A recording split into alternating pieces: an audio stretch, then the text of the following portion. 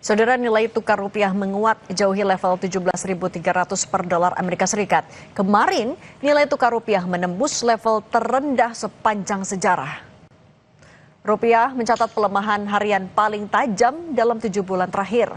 Rupiah melemah di tengah kenaikan harga minyak yang berpotensi menekan kesehatan fiskal negara. Aset-aset Indonesia berada di bawah tekanan.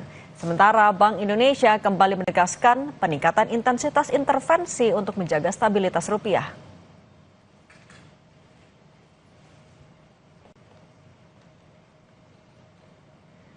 Berdasarkan data dari Register Bank Indonesia, rupiah berada pada level 17.278 per dolar AS pada penutupan perdagangan Jumat 24 April. Kemarin, rupiah sempat menembus level terlemah sepanjang sejarah ke level 17.308 per dolar AS.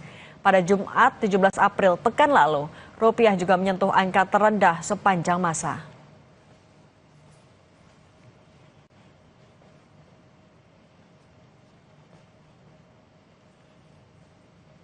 Menteri Keuangan Purbayayudi Sadewa memastikan tertekannya nilai tukar rupiah saat ini bukan menjadi tanda memburuknya ekonomi domestik.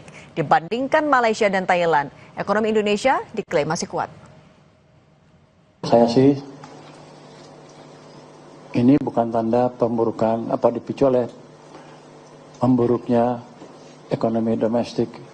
Dibanding negara lain kita masih kuat, bahkan dibanding Malaysia, Thailand dan lain masih kuat.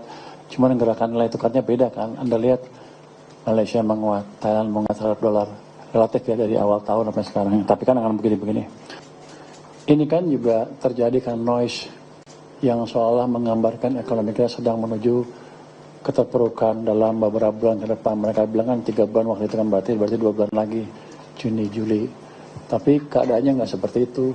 Noise dari pemerintah sudah kita rapikan nih, pajak udah nggak ada lagi.